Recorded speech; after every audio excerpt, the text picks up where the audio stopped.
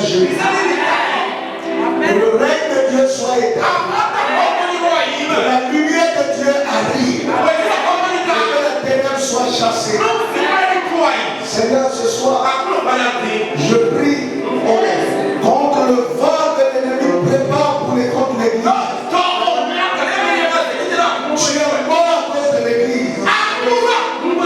En me tenant sur l'autorité de Jésus-Christ, je déclare, arrête-toi maintenant. Un enfant de moulin ici. J'arrête l'esprit de mort. J'arrête l'esprit de mort. Toi, esprit de mort, je te chasse au nom de Jésus. Quelle que soit la raison que tu détiens, Christ a vaincu à la croix. Tu n'as point d'autorité sur quelqu'un ici. Que ce soit les enfants et les adultes. Au nom de Jésus. Lâche les vies. Lâche les vies. Lâche les vies. Seigneur, que ceux qui sont liés soient déliés. Et je prie, Seigneur, que ceux qui ont été dépouillés soient restaurés.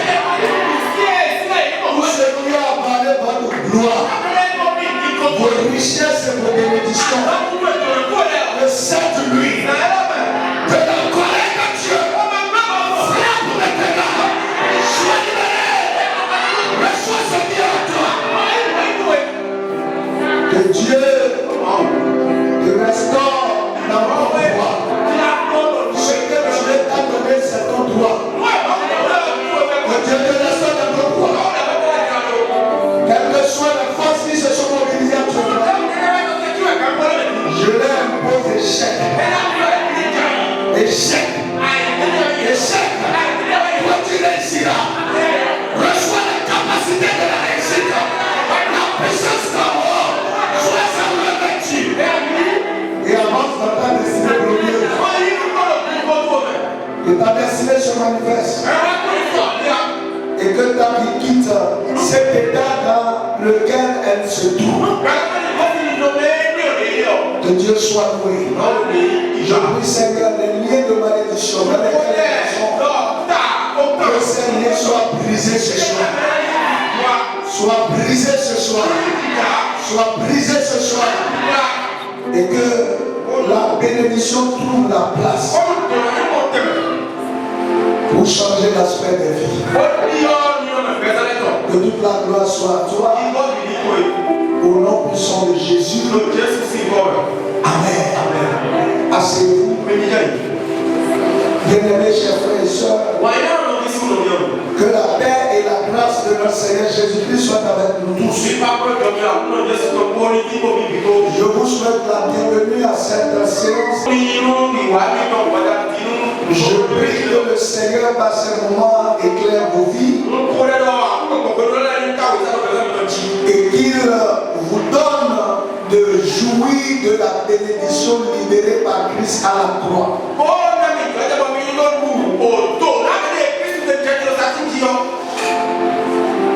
Frère, la malédiction et la bénédiction sont deux réalités qui dirigent les vies des hommes sur la terre.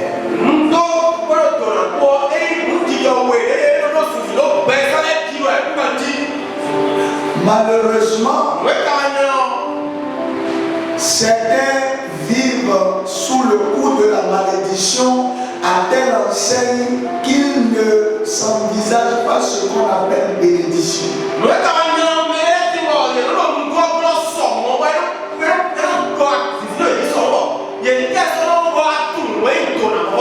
Il y a des gens, depuis leur naissance jusqu'à leur vieillesse, ils n'ont jamais expérimenté la bénédiction. Ce qui fait que quand on parle de la bénédiction, ils n'en ont aucune idée. C'est pour cela que Dieu nous a inspiré ou enseigner sur comment être délivré de la malédiction.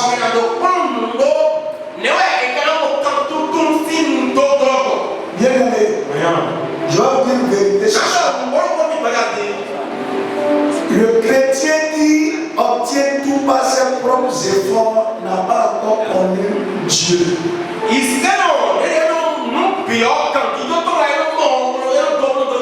Lorsque tu regardes ta vie et que tu vois que oui, c'est toi qui t'es battu jusqu'à économiser l'argent pour acheter une voiture, pour acheter une parcelle, pour construire une maison, et que toi tu vois que c'est tout ce que tu as réalisé, c'est pas tes efforts, mon frère, tu ne connais pas encore Dieu.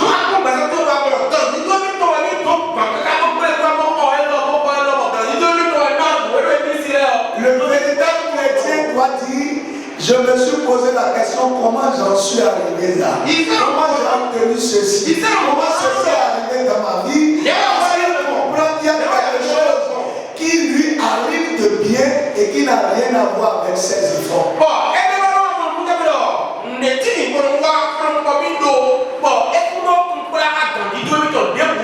Est-ce que vous comprenez ce que je veux dire? Puisque si Jésus est venu mourir sur la croix, c'est justement parce qu'il sait que par tes efforts, avec les réalités en face, tu ne peux jamais atteindre les buts de Dieu pour ta vie. Tu ne peux jamais avoir assez au bonheur.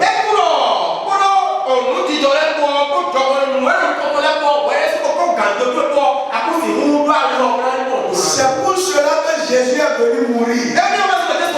Pour que nous vivions une vie pour laquelle on n'a pas fourni d'efforts. Est-ce que vous comprenez ce que je dis? Ma vie moi-même doit m'étonner. À un moment donné, je dois m'asseoir et dire, mais comment j'ai pu faire ceci? Comment j'ai pu réaliser ceci? Et la seule raison que je peux donner, c'est parce que je suis enfant de Dieu. Si ça ne se passe pas comme ça, il y a un problème. Malheureusement, beaucoup se battent pour ce qu'ils espèrent, mais n'y accèdent jamais. Pourquoi? Parce que bloqués et arrêtés par la malédiction.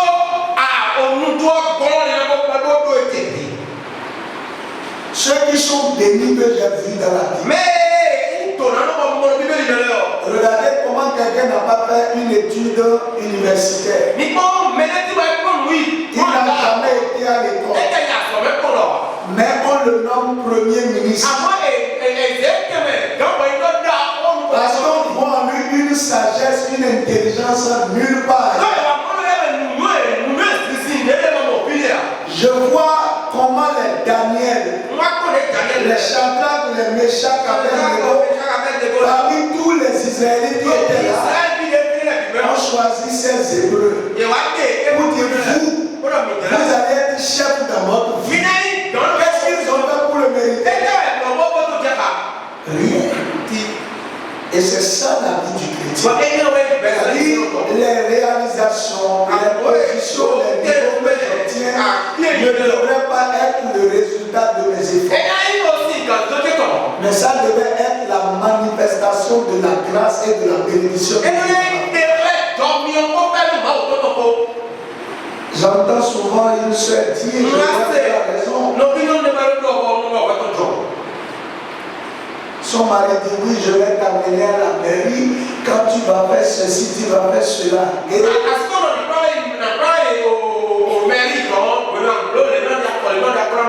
Et elle lui dit, le mariage c'est une grâce. Ce n'est pas un mérite. C'est vrai que c'est absurde, mais c'est vrai. C'est pas parce que je mérite, mais Dieu m'a fait grâce. C'est pas parce que j'ai fourni des fois particuliers.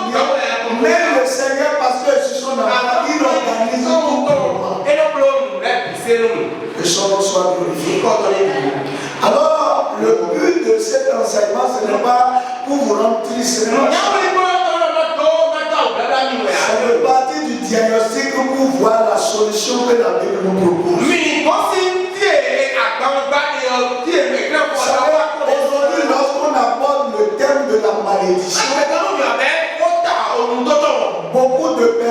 sont sceptiques à ce sujet.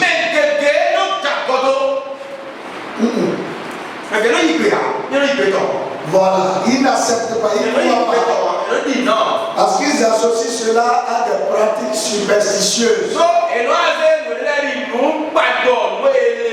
bien ils pensent que c'est de l'obscurantisme. Parce que pour eux, quand Jésus est venu à la croix, il a enlevé systématiquement la malédiction.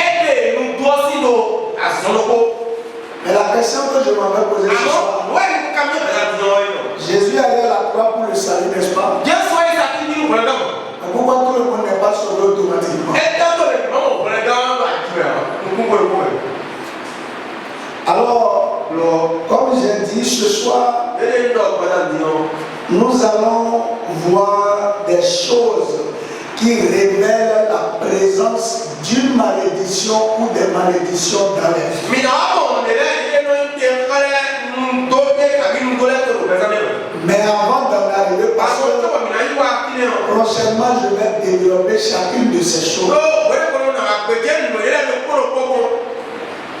Je vais d'abord, premièrement, vous montrer que la malédiction, Dieu en parle.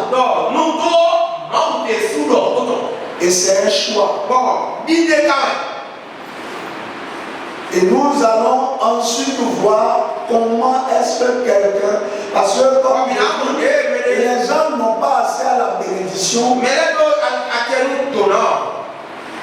ils sont sous la malédiction parce que eux ne savent ni comment la bénédiction ni comment la malédiction fonctionne.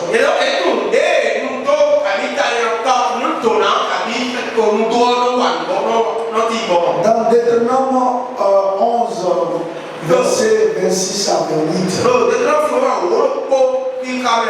la Bible déclare: voici, je mets aujourd'hui devant vous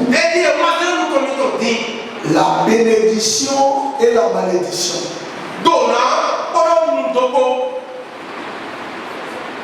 La bénédiction, si vous obéissez au commandement de l'Éternel votre Dieu que je vous prescris en ce jour.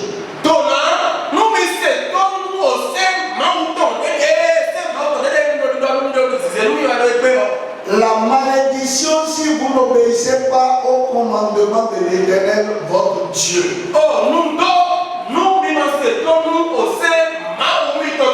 Et si vous vous détournez de la voie que je vous prescris en ce jour pour aller auprès d'autres dieux que vous ne connaissez point.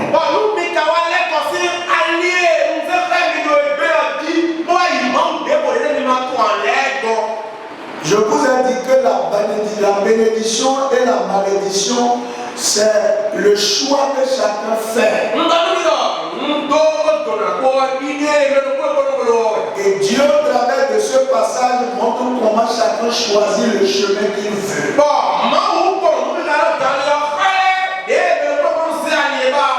Je vois curieusement pour la bénédiction, il n'y a qu'une seule option. Mais pour la malédiction, il y a deux options. La bénédiction, c'est obéir au commandement de l'Éternel. Mais la malédiction, c'est désobéir au commandement de l'Éternel et aller vers d'autres dieux. Je mets ce truc, désobéir au commandement de Dieu. Regardez le nombre de fois le chrétien tombe et se relève. Certains même tombent et sont couchés. Donc c'est déjà une ouverture pour la malédiction. Deuxième option, on dit lorsque vous allez vers de faux dieux. Il y a des congrégations dans lesquelles où le pasteur où les responsables sont également pratiquement comme Dieu qu'on adore.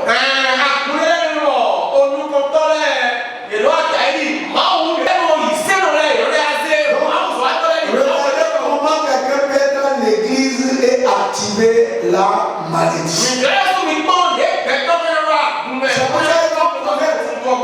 Pour ne pas penser que oui, parce que je m'en dis, les parents nous ont créé beaucoup de problèmes. Toi aussi. Les problèmes que tu te crées là, c'est beaucoup. Tu es jeune homme. Tu n'es pas marié. Devant tout le monde, tu te montres pur. Mais en cachette, tu vis comme un marié. Mais tu vas dire que quand tu vas faire des années, rien ne va marcher pour toi. Tu vas dire, mais vraiment le Seigneur, je l'ai servi toute ma vie et je n'ai pas compris. Tu as obéi.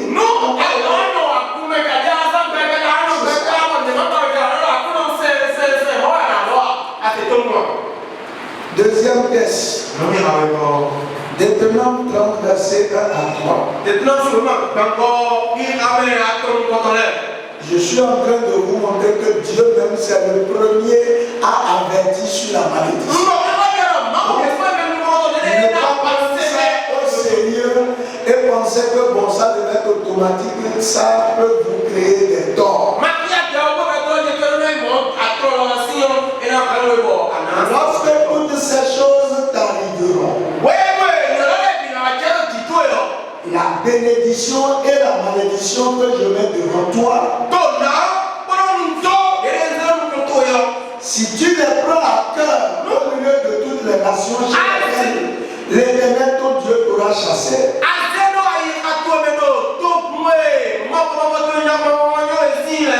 Si tu reviens à l'Éternel ton Dieu, et si tu obéis à sa voix, de tout ton cœur, de toute ton âme, toi et tes enfants, selon tout ce que je te prescris aujourd'hui, alors l'Éternel ton Dieu ramènera tes captifs et aura compassion de toi. Il te rassemblera encore du milieu de tous les peuples chez lesquels l'Éternel ton Dieu t'aura dispersé. Dieu dit, la malédiction n'est pas irréversible. Alors ça nous donne l'espoir. Je peux commencer avec la malédiction. Mais si je décide, si je veux, je peux en être délivré. Parce que Dieu dit, voyez, c'est vrai, que pour aller dans la malédiction, c'est facile. Mais pour y revenir, la condition est beaucoup plus large. Vous voyez, lorsque déjà j'ai des progénitures, j'ai des gens qui sont liés à moi, Dieu veut que je revienne avec tous ceux-là. Si je reviens encore à Dieu, de tout cœur, et si je l'aime, et si je commence à obéir à sa voix, la malédiction va me lâcher. Vous voyez, c'est ça l'espoir. C'est pour cela que l'évangile ne vient pas pour nous plonger dans le malheur, mais nous donner l'espoir. Oui, la malédiction peut arriver, mais elle ne restera pas éternellement. Si un jour je prends conscience de ce que je vois des choses dans ma vie qui révèlent la malédiction, j'ai un espoir que si je reviens à Dieu et que je lui donne la preuve de mon amour pour lui, il va encore m'en délivrer. C'est heureux. Donc si quelqu'un mène une vie misérable du début jusqu'à la fin, ce n'est que entièrement de sa responsabilité.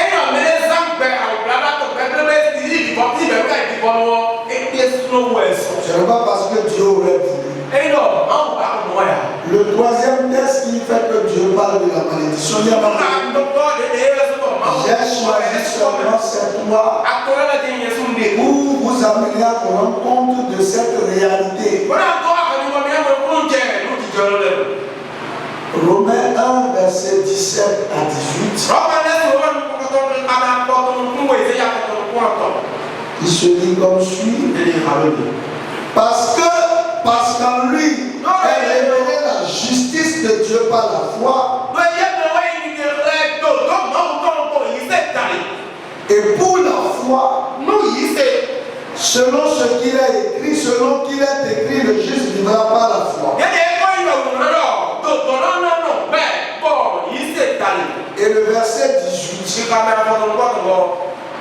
La colère de Dieu se révèle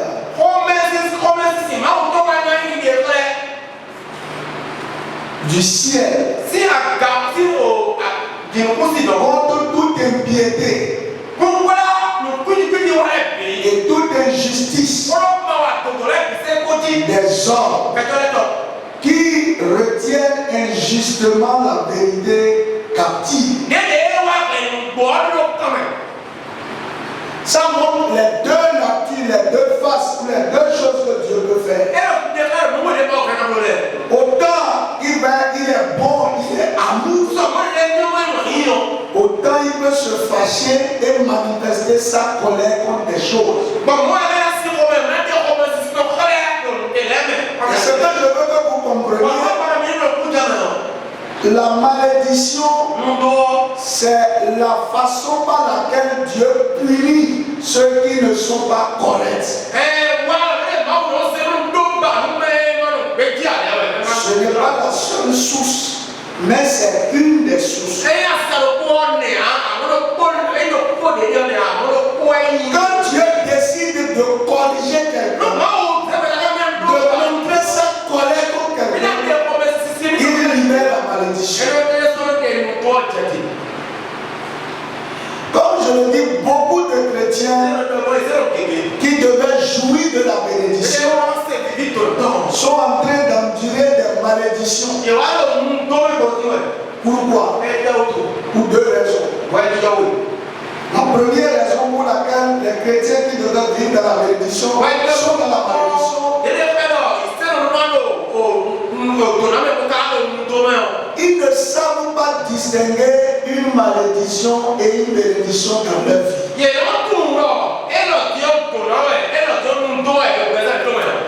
Deuxième chose, ils sont sous une malédiction, ils ne savent pas comment ils vont s'en sortir. Ils sont sous la malédiction, mais ils ne savent pas comment ils vont s'en sortir.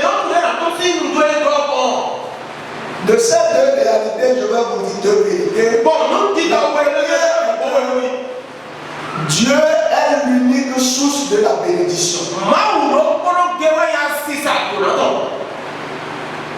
Sa bénédiction peut parvenir à vous par plusieurs canaux. C'est lui seul qui bénit.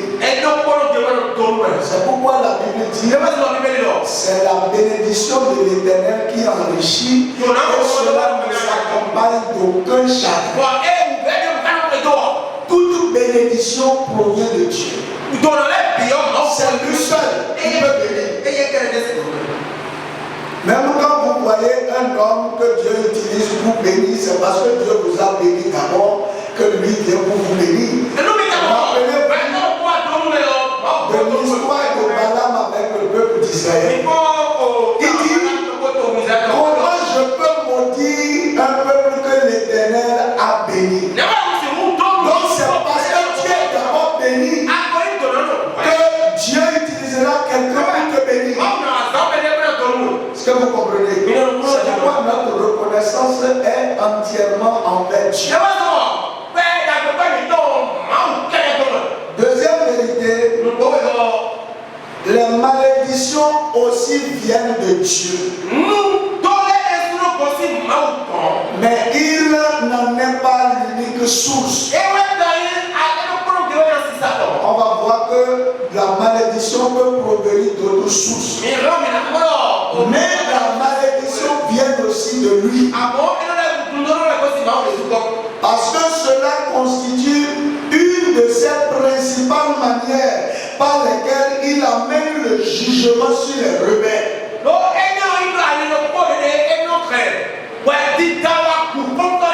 Les incrédules et les impies. Dieu veut juger les rebelles. Dieu veut juger l'impie.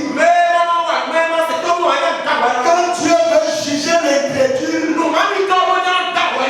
il lâche la malédiction. C'est pour ça qu'il dit, je mets devant toi. C'est lui qui met la bénédiction et la malédiction. C'est pas quelqu'un qui a mis, c'est lui qui a mis. Et il dit ce que tu vas faire pour vivre dans la bénédiction. Et ce que tu vas faire pour vivre la malédiction. Donc la bénédiction de Dieu vient de sa bonté.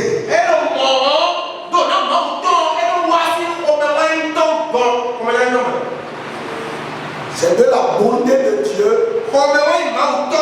que vient la bénédiction. C'est pour ça que la Bible déclare que les bontés de l'Éternel ne sont pas inutiles. Alors, voyons un peu les facteurs qui activent la bénédiction ou la malédiction.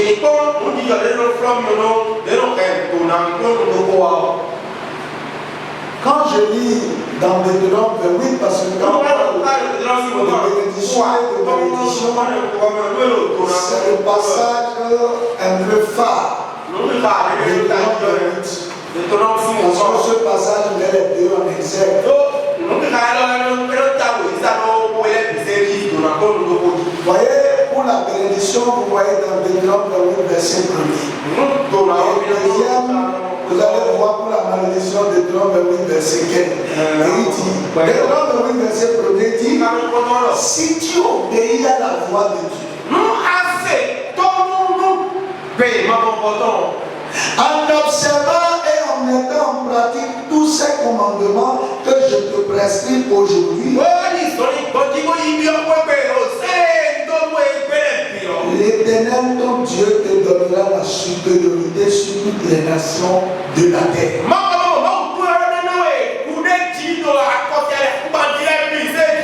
La bénédiction est activée par ces deux critères que nous avions vus ici et dont je vous avais déjà parlé.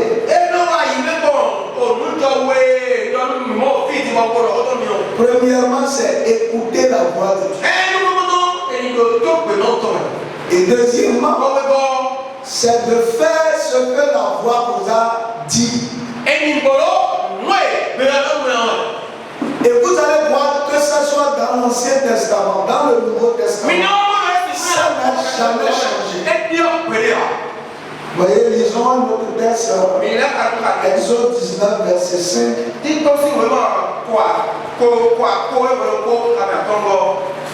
La Bible déclare dans ce passage, maintenant si vous écoutez ma voix, et si vous gardez mon alliance, vous m'appartiendrez en tous les peuples. Car toute la terre est à moi. L'entrée dans l'alliance, Dieu ne traite pas avec quelqu'un qui ne peut pas lire. Or, la bénédiction est liée à l'alliance. Et vous pouvez pratiquer. Revenons dans le Nouveau Testament. Jésus même n'a pas dérogé à la règle. Parce que avant d'établir quelque chose, dit que c'est comme ça se passe. Vous devez quand même le voir comme un principe qui se répète dans la vie. Jean 10, le verset 27.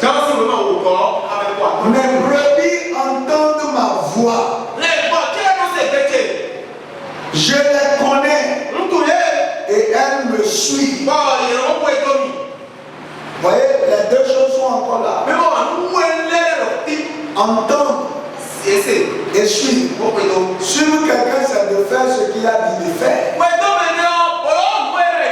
Voyez, quand je recherche la bénédiction, c'est pas je me mets à genoux, quelqu'un prie pour moi, pasteur, il faut prier pour moi. Si Dieu ne t'a pas béni, le pasteur ne peut pas te bénir.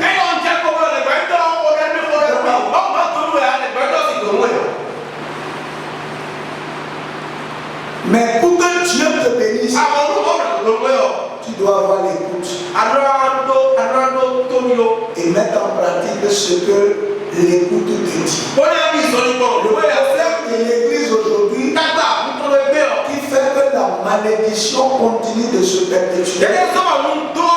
Beaucoup n'écoutent pas Dieu. Ils ne savent même pas qu'il leur parle. Ils ne discernent même pas sa voix. Par conséquent, ils ne peuvent pas lui obéir. Et donc sont privés de la bénédiction. Et si tu n'es pas sous la bénédiction, tu es automatiquement sous la malédiction. Il n'y a pas de juste milieu. Et j'ai compris quand Jésus-Christ partait, il dit, vous ne pouvez pas vivre sans le Saint-Esprit. C'est lui qui va vous conduire dans la vérité. Quelqu'un qui n'écoute pas Dieu, quelqu'un qui n'est pas dirigé par Dieu, comment il peut avoir le bonheur sur la terre? Le fait que derrière et puis de perdre le temps avant d'atteindre des résultats, c'est le signe manifeste que vous ne savez pas écouter.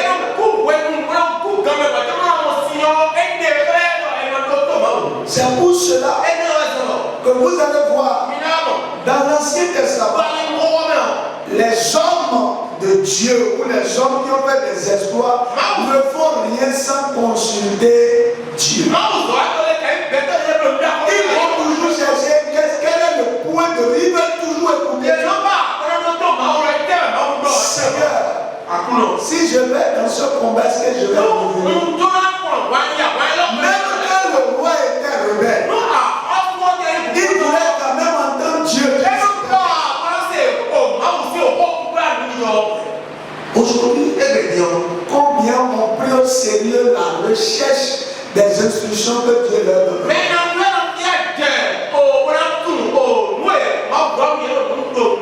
Ce n'est pas pour rien que Dieu a dit à Josué, si tu veux réussir, que ce livre-là ne s'éloigne pas. Il savait qu'il allait lui donner des instructions pendant qu'il méditait.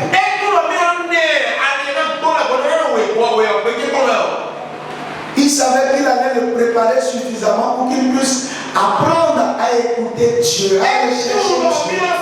Il dit, mais il voulait jouer. Ça veut dire que Dieu est prêt à te parler à tout moment, que ce soit dans la nuit, que ce soit pendant le jour, il est prêt à te parler, à te donner des instructions.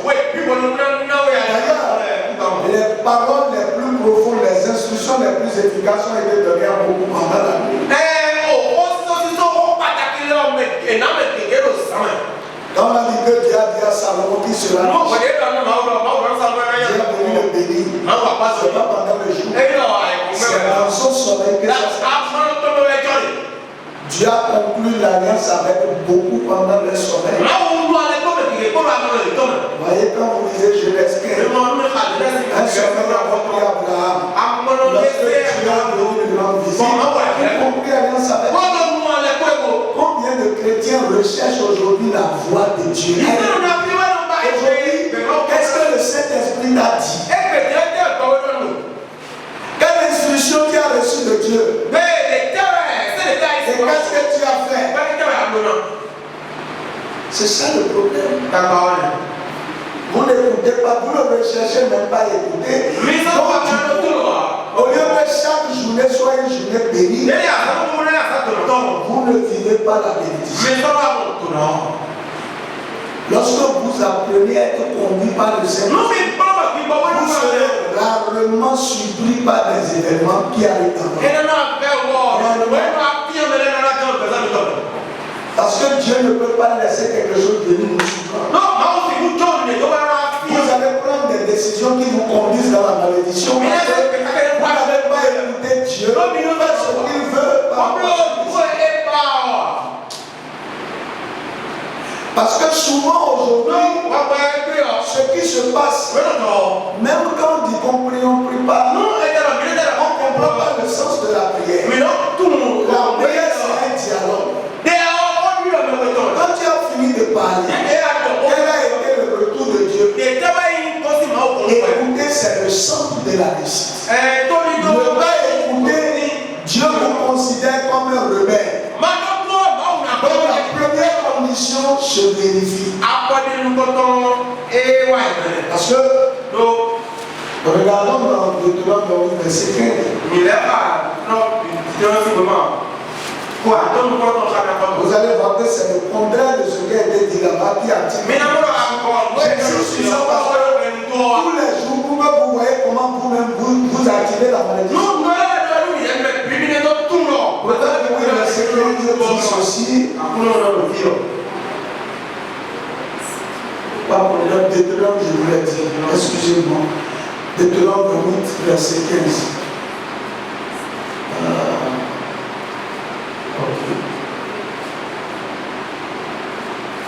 Verset 15. Mais si tu n'obéis point à la voix de l'Éternel, si tu n'observes pas et mets en pratique ces commandements, et toutes ces lois que je te prescris, voici toutes les malédictions qui viendront sur toi. Et donc, même cette catégorie, il y en a qui écoutent, mais ils n'obéissent pas.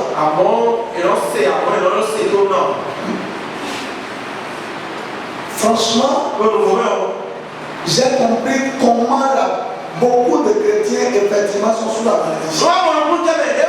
La nuit où tu étais, tu te levais prier là. Et tu as laissé le sommeil te dominer. On appelle ça comment? De toi, moi.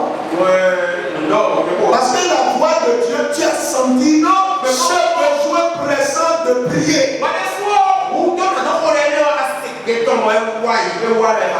Mais à l'heure, tu as été réveillé même. On dit non, je vais m'étendre un peu. Encore. On appelle ça comment? Parce que c'est ça la vérité. Nous disons tous. On dit si tu n'obéis pas à la voix de Dieu, que Dieu t'a parlé. Mais tu n'as pas obéi. Donc tu vas espérer quoi? Que c'est comme ça que tu es en train d'activer la malédiction.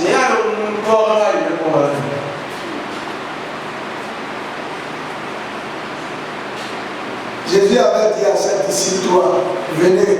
Il les a mis à prier avec eux. Et il les a mis, soyez en train de prier avec eux. Et il s'est retiré. Pendant qu'il priait, il les a réveillés.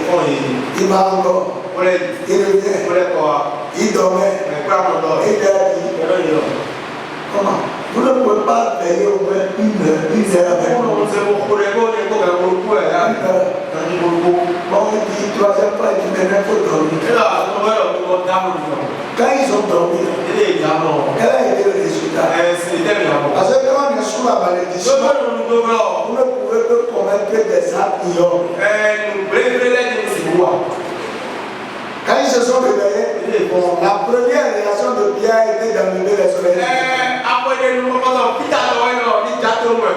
Et Jésus lui a dit, remets vite ton épée dans ton fourreau. Si tu vas l'épée, tu n'iras pas l'épée. C'est ce qu'il pouvait faire. Jésus voulait les préserver de ça. Pas parce qu'ils allaient, s'ils priaient, que Jésus n'allait pas mourir. Mais il n'allait pas être sous la malédiction qui s'apprêtait à s'actionner sur eux. Et je vais vous dire, à l'égard du péché, Dieu n'est pas tolérant. C'est vrai que Dieu il est compatissant avec le pécheur. Ne parle pas au péché. Dieu n'est pas tolérant. a abandonné, il a lâché son propre fils quand il était rempli de Dieu. Bien que Jésus-Christ soit son fils bien-aimé, en ce moment où il était sous le poids du péché, Dieu n'a pu rien faire. Les hommes ont craché dans son visage. Les hommes l'ont blessé. Il ne pouvait rien. Comprenez ceci. Le péché maintient la malédiction. Aussi longtemps que vous allez vous laisser dominer par le péché, sachez-le, Dieu ne peut rien. C'est pourquoi le processus de la malédiction passe d'abord par la sincère repentance. Deux personnes ne vous trompent sincèrement. Voyez, par rapport à ce qu'on appelle péché, Dieu n'est pas tolérant. Pour le pécheur, Dieu est compréhensif. Le petit mensonge n'a pas de faire de milliards si tu ne te remets pas vite. Tu ne sauras pas que c'est petit mensonge. Parce que par rapport au péché, Dieu est clair. À cause de sa justice, à son dit Dieu est juste. C'est pour ça que si nous avons la foi, il nous regarde comme Jésus. Mais si nous n'avons pas la foi, il ne nous regarde pas comme Jésus. Il nous regarde comme des rebelles. Des gens qui s'opposent à lui. C'est pourquoi la vie de beaucoup sont remplies de difficultés. Parce qu'il y a des choses qui ne peuvent pas laisser. Et ils pensent que Dieu va comprendre. Dieu ne peut rien comprendre. C'est pour ça qu'à un moment donné, c'est un challenge de se séparer de certaines natures. Ce n'est pas parce que non, je veux faire plaisir à quelqu'un. Pour cesser de souffrir, pour cesser de passer par des choses, je suis obligé moi-même de faire la bataille pour me séparer de ça.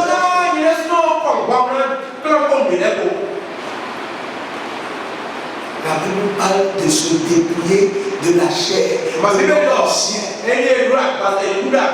Voilà quelque chose qui est le problème de l'Église. La chair. La chair. C'est cette enveloppe-là, elle a tellement de force pour l'affaiblir. Il faut avoir un engagement et une volonté ferme. Sinon,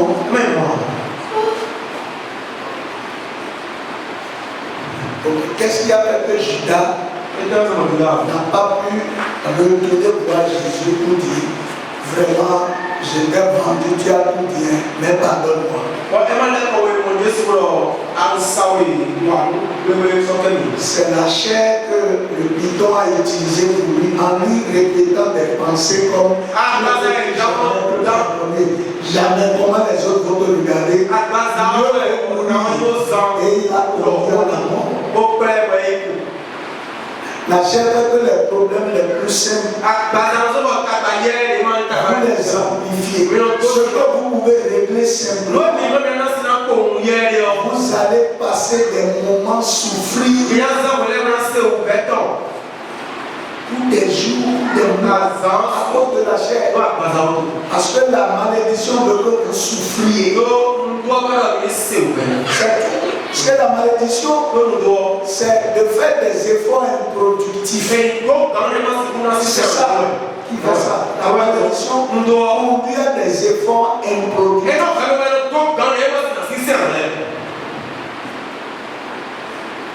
C'est bien dommage. Mais le refus d'écouter Dieu et de faire ce qu'il attend de nous comme attitude fait que nous sommes des rebelles. Donc par conséquent nous activons la malédiction. Dieu dit que quand il voit un rebelle là, il a cité beaucoup de choses avec détail. Alors quand vous étudiez Deutéronome 28,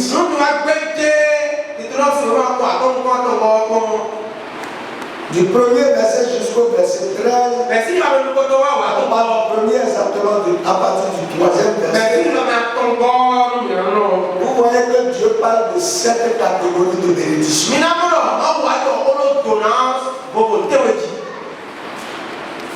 Il parle premièrement d'élévation. Le chrétien, sa vie doit être une vie d'élévation. Tu seras la tête et non la queue. Vous voyez, être la queue là, c'est pas forcément le dernier. La tête, c'est la tête qui prend les décisions, qui prend les initiatives et le marché. Si toi, en rien dans la vie, personne ne peut te soutenir.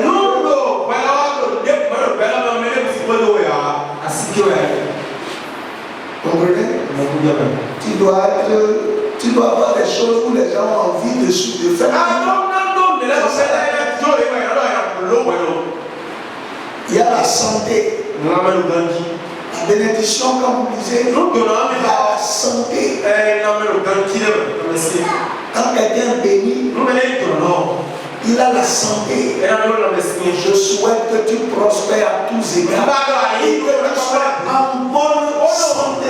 Ça, la santé, c'est la bénédiction de Dieu. Mais toi, aujourd'hui, un peu troisième, c'est la reproductivité. C'est-à-dire que la reproductivité, ce n'est pas un mot que le français dit, mais c'est comme ça on peut le dire. C'est des conditions dans lesquelles tous les domaines de la vie d'une personne sont fertiles.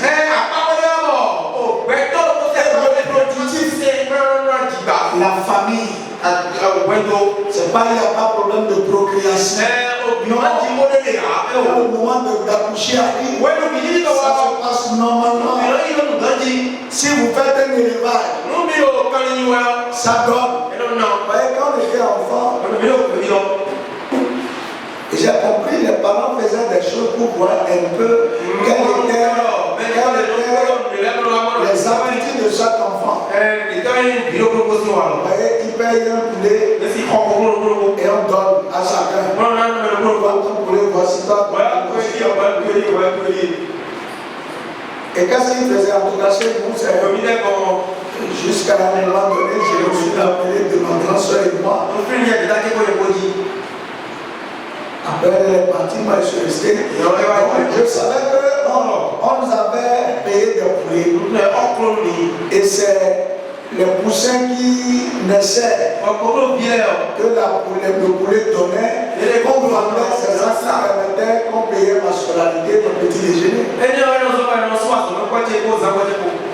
Donc si tu manques un jour, ça peut être poulet, ça ne marche pas. C'est comme ça que c'est pour dire, ah non, cet enfant a la grâce, cet enfant, ce n'était pas aussi mauvais que ça. Parce qu'aujourd'hui, si je vois le prendre, je comprends que ça vous permet de savoir très tôt les problèmes que vous devez traiter. Parce que c'est toi ton poulet là, c'est ton poulet que le serpent est venu mordre. Et il est mort. C'est ton poulet là, il fait les œufs là, il picote ça et il boit. Si c'est ton poulet, le poulet est indicatif de quel état nature. Moi, je me rappelle que la reproductivité. Tu ne peux pas faire quelque chose qui ne va pas évoluer. Dans les affaires, tu dois prospérer. Tes talents doivent se développer. Mais toi, quand tu regardes, toi-même tu te demandes à quoi tu es bon sur la terre. C'est ça la reproductivité. La prospérité. Il est prospère. Et il a un peu. Prospérité est liée un peu à la richesse. Il y a la victoire. Et comme je disais, la faveur de Dieu. Lui doit voir dans sa vie que sa vie n'est que faveur.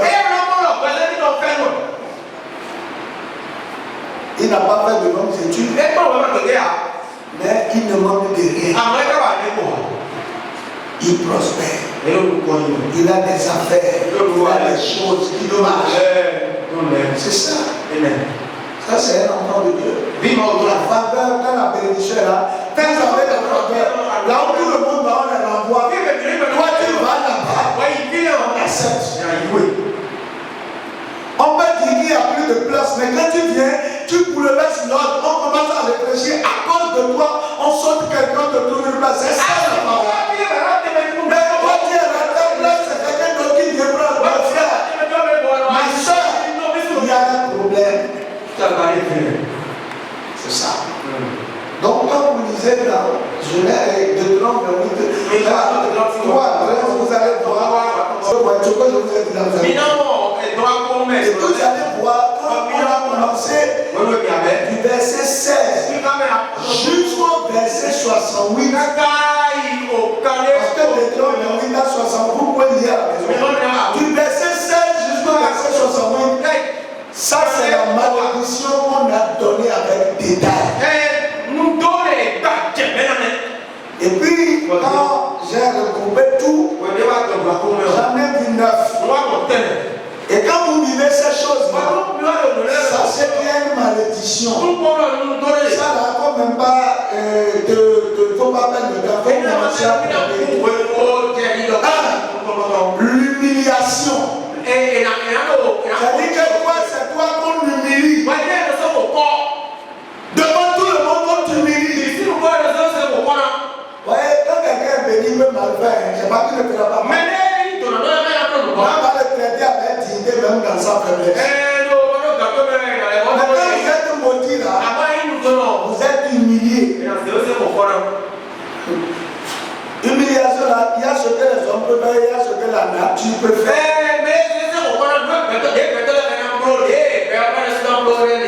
Tu dois quelqu'un.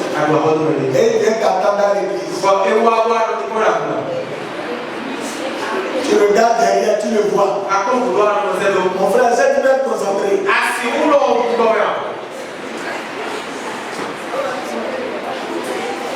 Tu le vois et puis il te voit. Tu commences à chercher à la fin, tu vas passer par où? C'est ça l'humiliation.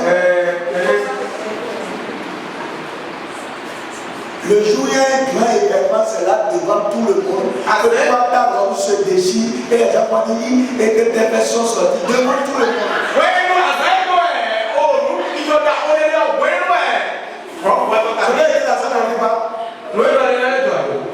Mais c'est devant tout le monde que ta chaussure est cassée, tu es obligé de commencer.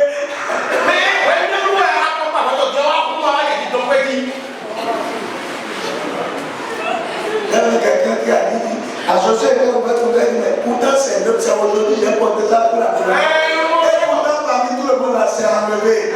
C'est ça l'humiliation. Vous comprenez ce que je dis? Quand vous vivez de ces choses, on est en train de partager à tout le monde. Et ça quand on dit, mais les gens crient sur toi. Mon frère. Il y a des femmes, surtout quand ils veulent vous diminuer là. Bon, madame, mon fils a dit, mon fils,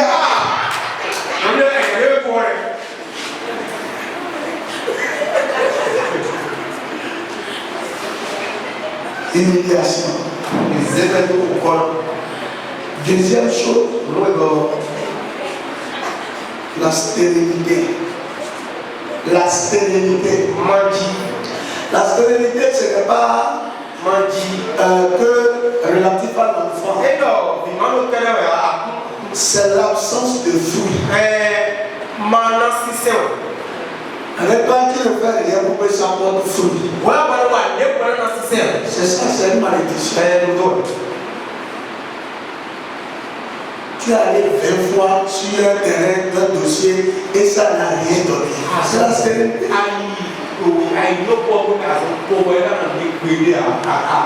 Tu vas toujours aux entretiens. Tu finis, tu parles français. Tu fais des démonstrations. Ça ne donne rien. C'est la stérilité. faut penser que c'est seulement enfant.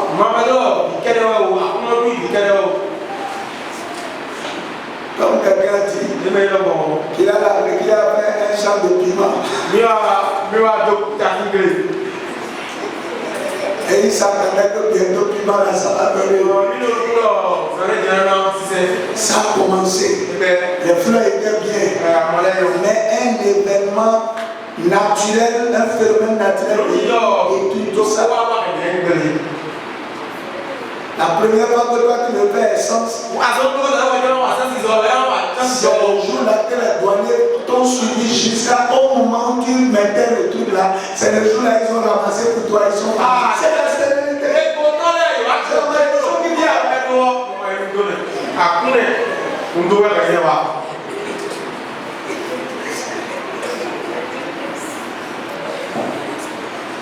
Où le joueur cherche quelque chose d'interdit. Là que ça se remet dans toi tes couilles. Mes frères, il y a des fois où, comme on dit là, comme ça peut arriver. J'avais vu quelque chose un jour.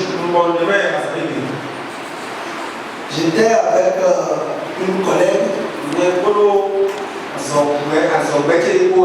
J'étais venu, la collègue, bon, elle parlait bien. Mais à un moment donné, elle a commencé à installer une rivalité. Parce que tout le temps, le patron parlait de moi bien. Le patron qualifiait mon travail.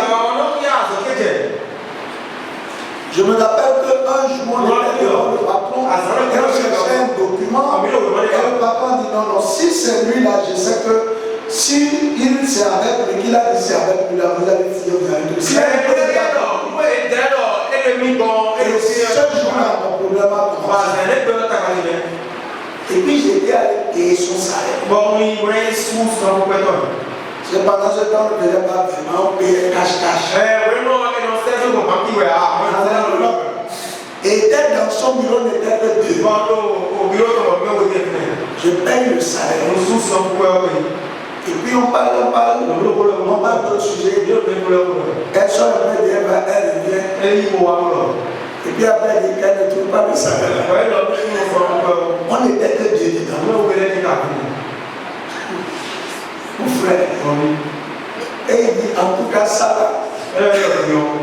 On n'est que deux ici. Je dis oui, on n'est que deux ici.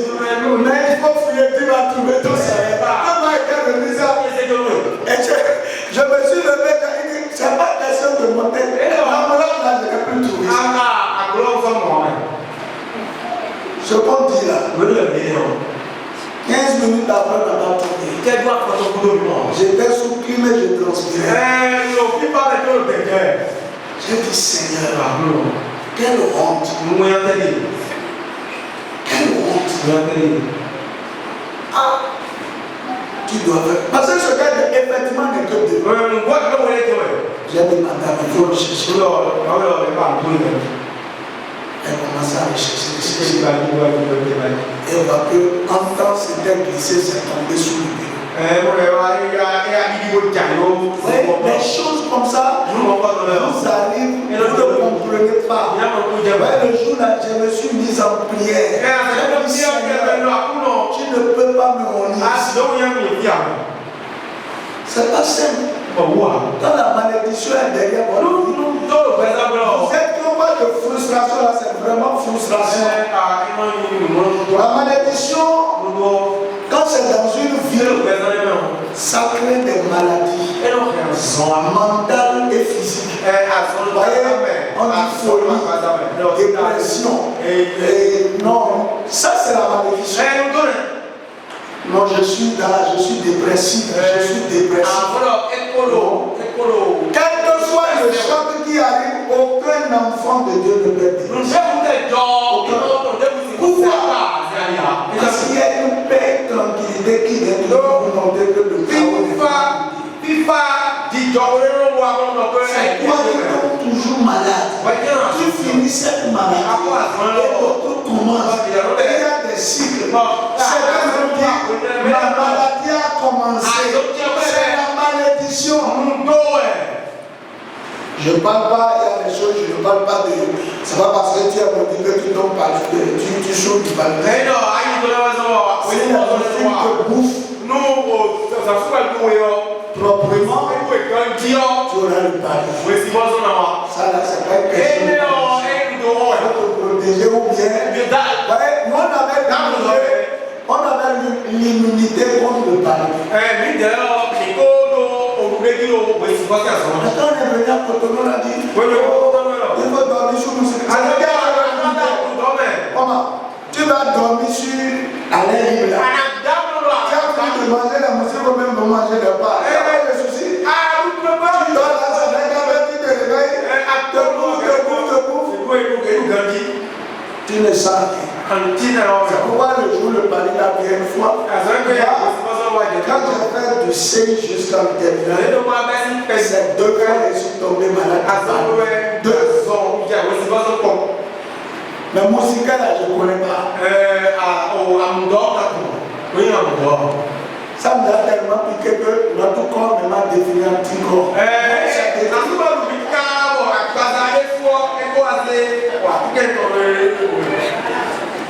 Sincèrement. Non, mais c'est même quand il fait chaud. Ventilo, tu vas faire ventilo. Je ne me rappelle pas quand on finissait tous, on mettait les gars là sur la cour. C'est quand on est couché tous sur là, papa, maman, les enfants.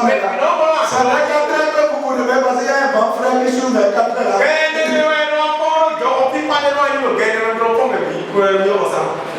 La maladie, c'est un signe de malédiction. Il y a les échecs.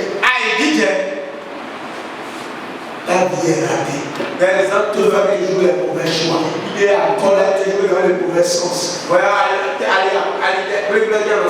Tu vas les amener, tu échoues. Tu vas au concours, tu échoues. Tu vas toujours, tu échoues. Frère, c'est la malédiction de Jésus que le pauvre Lazare est allé au ciel. Et que le riche est allé en enfer. C'est comme ça que la malédiction vous convainc. Je suis contre la pauvreté, je serai toujours contre la pauvreté. Je prie Dieu, je serai riche, je vais bien vivre dans la terre. Sinon, comment je vais espérer le ciel? Ouais, vous savez pourquoi on paye beaucoup d'argent aux gens? C'est pour qu'ils vivent bien. Et qu'ils aiment toujours le travail. Si je vais rechercher le ciel, je vais bien vivre sur la terre. Je vais me permettre de bien vivre. Pour que j'aille vivre une vie qui est encore meilleure à ce qui est.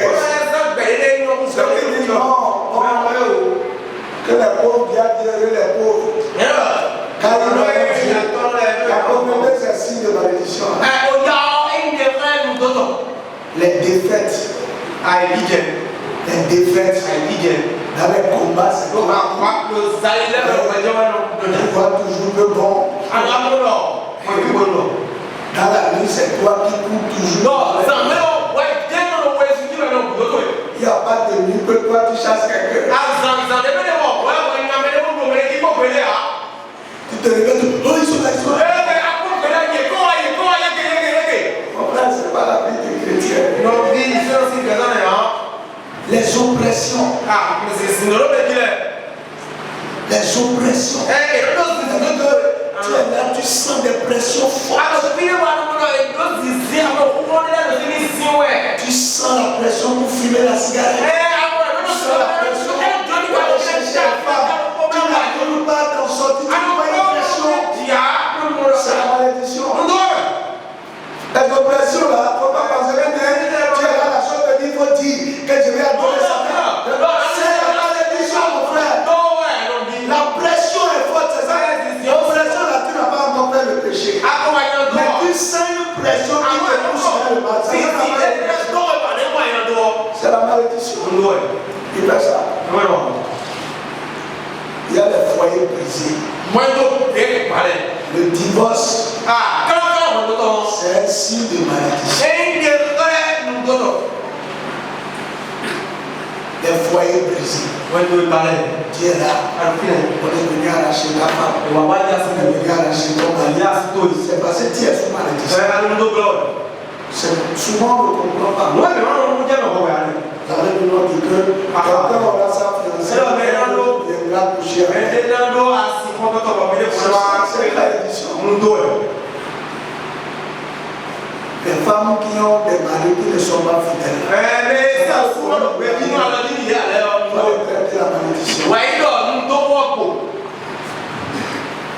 Et la défaveur de Dieu. Et que toi-même tu te dis que c'est comme si Dieu t'a oublié.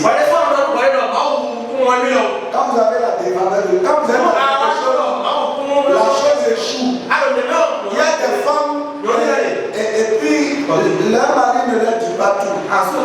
Pourquoi? Pas parce qu'elle est mauvaise. Mais elle a la défaveur, mais elle ne sait pas. Chaque fois que son mari lui dit, ça ne marche plus. Je me suis appelé une fois, deux fois, trois fois. Il va plus rien te dire. Tu vas croire que ou bien tu as quelqu'un dans les gens viennent te parler de ton projet. Le projet ne se réalise plus. Si tu fais ça, que Dieu nous bénisse. Je sais que vous avez des questions, mais le temps prochainement, je vais commencer par écouter vos questions. Et je vais rentrer maintenant en détail de tout ce que je vous ai dit. Que Dieu vous éclaire.